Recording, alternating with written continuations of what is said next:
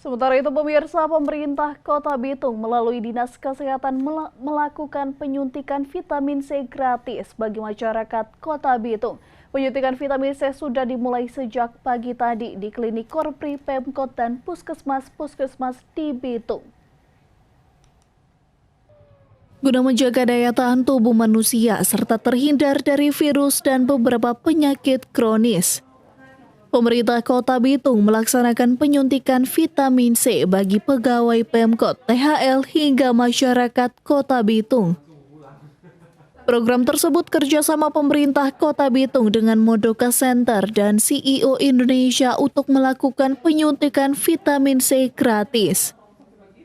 Program tersebut menargetkan sekitar 6.000 orang dapat disuntik sehat, serta dapat membantu masyarakat rentan infeksi agar tetap beraktivitas dan memberikan pelayanan terbaik. Ini kan ada kerjasama kebetulan dari Moldoko Center dan CEO Indonesia. Pada saat datang ke bertemu dengan Pak Wali Kota, lakukan kerjasama penyuntikan vitamin C. Jadi Moldoko Center dan CEO Indonesia bersama pemerintah Kota Bitung dalam hal ini karena vitamin C berarti kan Dinas Kesehatan, tupoksinya Dinas Kesehatan. Jadi dilaksanakan kalau di kantor besaran kantor wali kota itu PNS, dan kami juga mengajak dari Dharma Wanita, PKK untuk dilakukan di klinik Korpri. Sedangkan untuk masyarakat bisa di puskesmas wilayah masing-masing, gratis lagi.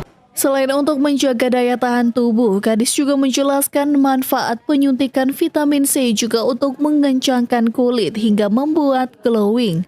Biasanya kan ini orang tahu hanya kalangan tertentu, biasanya orang-orang tertentu, biasanya ini cewek-cewek biasa yang suka tante-tante muda.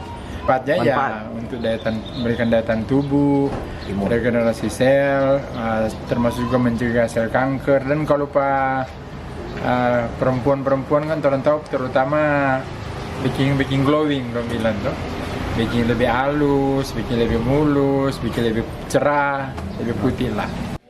Kadis juga menjelaskan untuk penyuntikan vitamin tersebut pada usia 20 sampai 55 tahun, serta yang mengidap penyakit kronis untuk sementara tidak diizinkan.